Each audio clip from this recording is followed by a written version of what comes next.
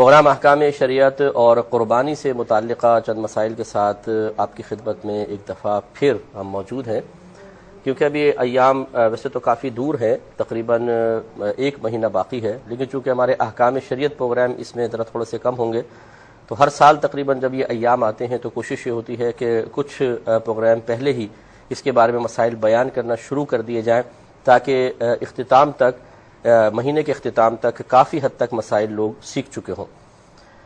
ہمارے ہاں عموماً علم کے بغیر عبادت اختیار کی جاتی ہے، جس کا نقصان یہ ہوتا ہے کہ بسا اوقات تو عبادت ادا ہی نہیں ہوتی، اور کبھی یوں بھی ہوتا ہے کہ جس کی طرف سے عبادت ہونی چاہیے، یعنی اس پہ فرض یا واجب ہے، وہ ادا نہیں کرتا، اور جس پہ فرض اور واجب نہیں ہے، صرف نفل اس کو کرنی چاہیے، وہ کر دیتا ہے، اور اس طرح اس کو نفل کا ثواب ملتا ہے، اور جس پہ واجب یا فرض تھا اس کو ترک واجب یا ترک فرض کا گناہ ملتا ہے۔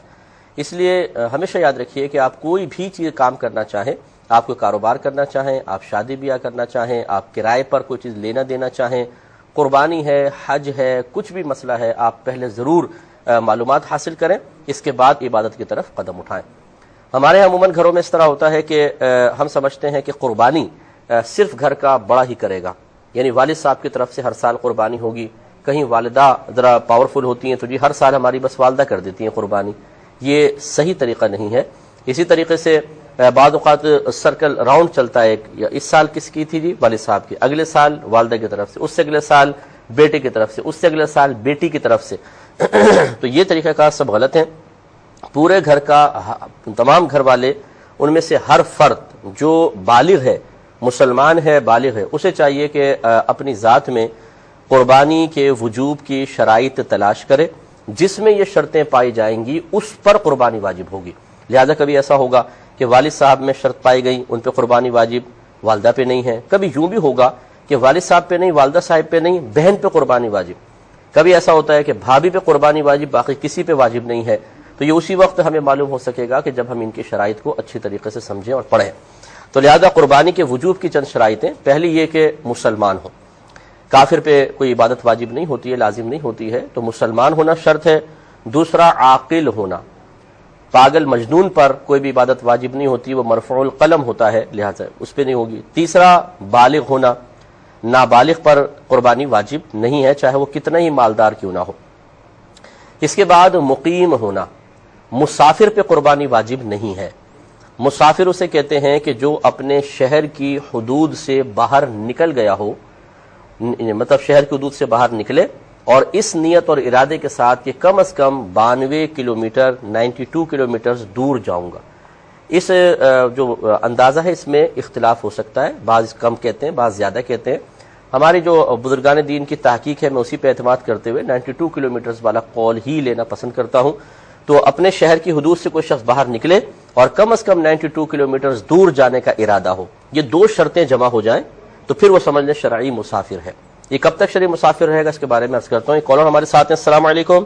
آپ کو بتا رہے تھے کہ مسافر کسے کہتے ہیں، اس کی صحیح تعریف یاد رکھیں کہ شہر کی حدود سے کوئی شخص باہر نکل جائے اس ارادے کے ساتھ کہ کم از کم 92 کلومیٹر دور جاؤں گا تو وہ شرعی مسافر ہے۔ اس سے معلوم ہوا کہ دونوں شرطیں جمع ہوں گی تو مسافر ہوگا، ایک شرط بھی کم ہوئی تو مسافر نہیں۔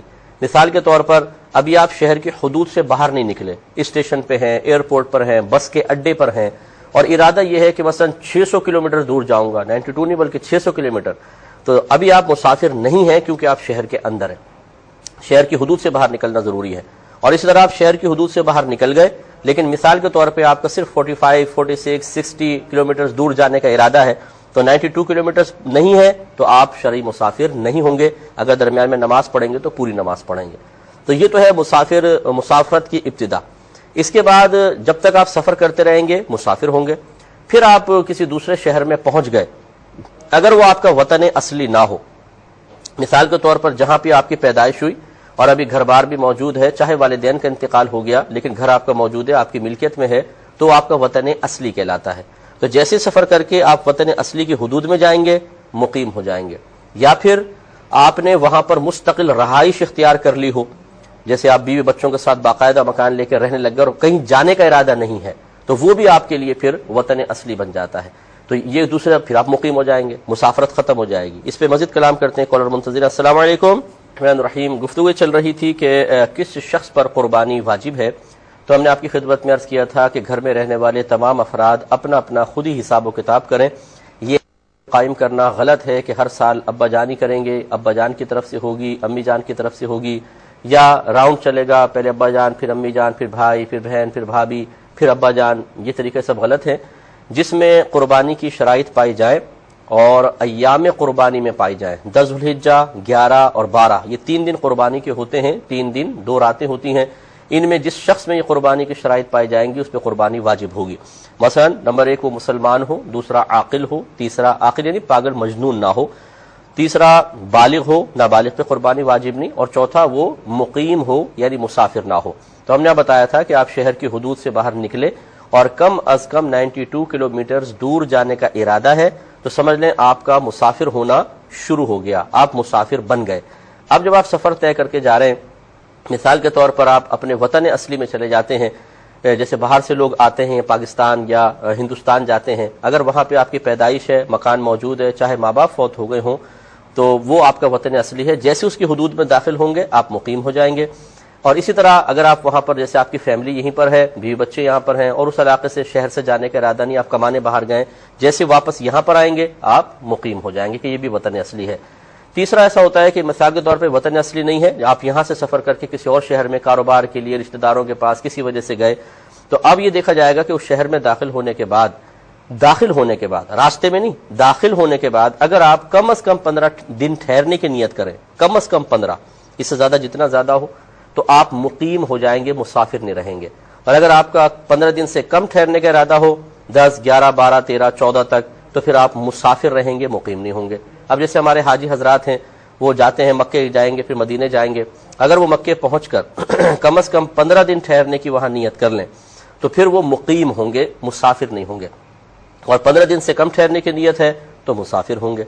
अब वहां एक ये जरूर सवाल पैदा हो सकता है कि मक्के शहर में इंसान जितने दिन ठहरे वो फिर मिना है, फिर अराफात है, फिर मुजदलिफा है, फिर वापस मिना है, इसके बाद फिर मक्के आना होता है। तो क्या ये जो मिना और अराफात के अय्याम हैं ये भी इन 15 दिन में शामिल किए जाएं या ना किए जाएं? इसमें उलमा का इख्तिलाफ है।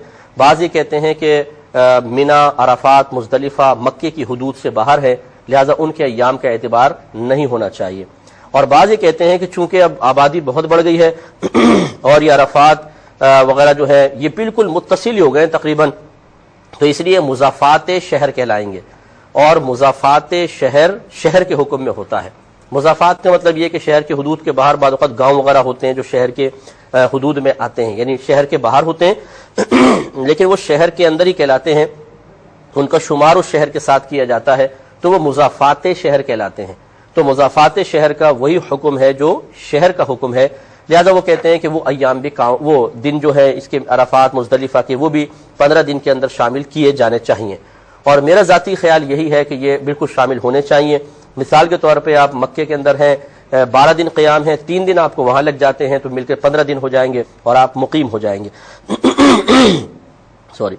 तो अब ये अगर कोई शख्स वहां पे जाता है, जैसे वो हज तमत्तु कर रहा है, हज क़िरान कर रहा है, हज इफराद भी होता है जिसमें सिर्फ हज होता है, उम्रा नहीं होता, लेकिन हज तमत्तु है, हज क़िरान है, और अक्सर हमारे हिंदुस्तानी पाकिस्तानी हज तमत्तु करते हैं। इसमें पहले उम्रा करते हैं, फिर एहराम उतार देते हैं, फिर 8 ज़ुल्हिज्जा को दोबारा हज का एहराम पहनते हैं, फिर वो बाकी मनासिक अदा करते हैं। तो हज तमत्तु, हज क़िरान करने वाले पर याद रखें एक कुर्बानी वाजिब होती है हज के शुक्राने की, वो तो उन्हें करनी ही पड़ेगी चाहे इंसान कैसा भी हो।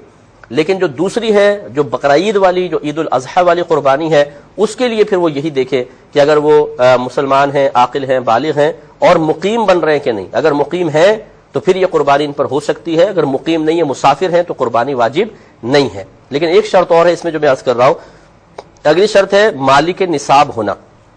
मालिक निसाब इसमें आसान से ये है, याद रखें कुर्बानी के बाब में, कि उसके पास ज़ुर्रियात जिंदगी से ज्यादा कितना भी माल हो, अगर वो 52.5 तोला चांदी की कीमत तक पहुंच जाए तो कुर्बानी लाजिम हो जाएगी। आजकल काफी नीचे रेट आए हुए हैं 52.5 तोला चांदी के, मेरे ख्याल में 50-55 हजार तक पहुंचेंगे।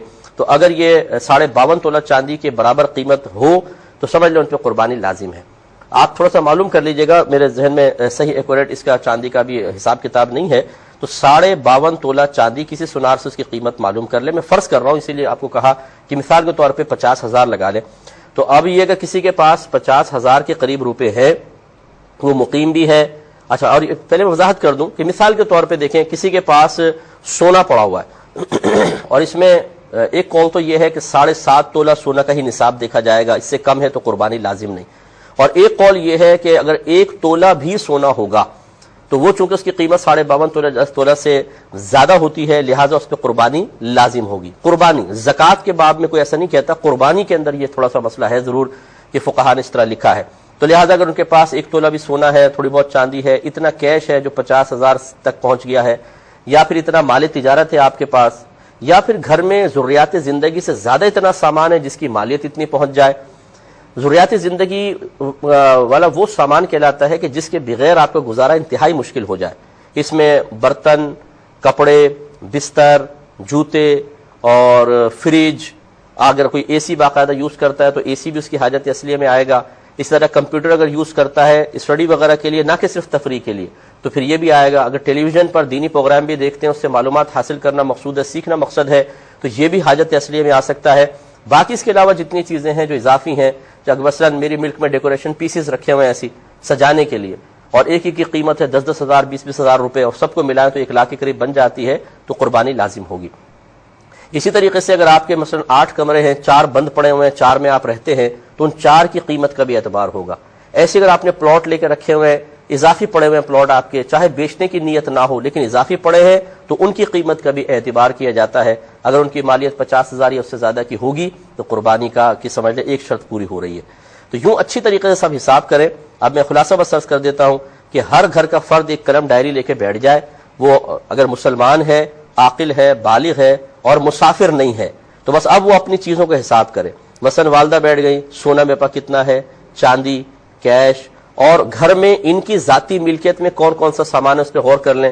جو حاجت اصلیہ سے یعنی ضروریات زندگی کے لیے جو چیزیں ہوتی ہیں اس سے اضافی سامان ہے، اس کا اندازہ کر لیں موٹا موٹا کہ کتنی مالیت کا ہوگا، کتنی قیمت کا ہوگا. ان سب کو کاؤنٹ کریں، جو نتیجہ آئے وہ اس کو سامنے رکھیں. اس کے بعد اگر آپ نے کسی کو قرضہ دیا ہوا ہے اسے بھی اس میں پلس کر لیں، وہ ہو گیا. اب اگر آپ نے کسی کو قرضہ دینا ہے تو اسے مائنس کر دیں قرضے کو. اب جو باقی بچے گا وہ دیکھیں، اگر 50,000 تقریباً یا 52.5 تولہ چاندی کی جو بھی قیمت ہے اتنا یا اس سے تھوڑا سا زیادہ ہے تو سمجھ لیجئے کہ قربانی لازم ہے. اس طرح ہر ایک حساب کرے. بعض اوقات ایسا ہوتا ہے کہ والد صاحب کے پاس اتنا بینک بیلنس ہے اس پہ قربانی بن رہی ہے، امی کے پاس، والدہ کے پاس 10 تولہ 11 تولہ سونا، ان پہ الگ قربانی بن رہی ہے، بلکہ 1 تولہ سونا بھی الگ قربانی بن رہی ہے. بیٹی کے لیے الگ سونا لے کر رکھا ہوا ہے شادی وغیرہ کے لیے، اس کی ملک کر دیا ہے تو اس پہ الگ قربانی بن رہی ہے. بیٹے کے پاس اتنا حاجت اصلیہ سے زیادہ سامان ہے جو 52.5 تولہ چاندی کی مالیت تک پہنچ جائے تو اس پہ الگ قربانی بنے گی. اس لیے اچھی طریقے سے حساب کتاب کریں اور پھر اس کے بعد جو ہے وہ آپ کچھ فیصلہ کریں. یہ ایک آخری بات بس میں عرض کرتا ہوں، پھر جوابات کی طرف آئیں گے. کہ جیسے ہمارے باہر کے ملک میں لوگ ہوتے ہیں یا جیسے حاجی صاحب ہیں، انہوں نے حساب کتاب کیا تو پتہ چلا کہ عید الاضحیٰ کی قربانی بھی ان پہ لازمات ہو رہی ہے. تو آپ ضروری نہیں ہے کہ جہاں پر آپ ہیں وہاں پر آپ قربانی کریں، کیونکہ باہر کے ملکوں میں قربانی میں بڑی پرابلمز ہیں. تو وہ کسی کو اپنا وکیل پاکستان میں بنا سکتے ہیں. کسی بھی آپ دیکھیں کہ جہاں پر آپ یہ سمجھتے ہیں کہ صحیح جانور قربان ہو رہے ہیں، یا کوئی رشتہ دار ہو، کوئی اور آپ کا جان پہچان والا ہو جو ذمہ داری سے مکمل شرائط کے ساتھ جانور لے کر اس کی قربانی آپ کی طرف سے کر سکتا ہو، آپ اسے اگر پیسے بھیج دیں تو آپ کی ایسے بھی قربانی ہو سکتی ہے. جیسے یہاں پر احساس جو ٹرسٹ ہے، یہ ہر سال ہمارے یہاں پر قربانی ہوتی ہے اور ایئروے والوں کی طرف سے، اور اس کے جتنا بھی گوشت ہوتا ہے کوشش یہ ہوتی ہے کہ ان علاقوں میں بھیج دیا جائے کہ جن بیچاروں کو کبھی گوشت کھانا بہت ہی کم نصیب ہوتا ہے.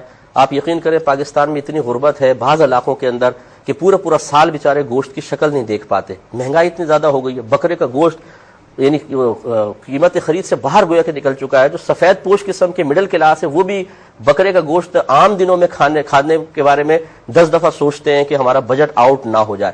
تو جو بیچارے بہت زیادہ غریب ہیں ان تک کہاں پہنچے گا؟ تو اگر ایسا پاسبل ہے یہاں بھیج دیں، ورنہ کوئی بھی آپ کا قابل اعتماد اگر رشتہ دار ہے آپ بھیجنا چاہیں تو بالکل پیسے یہاں بھیج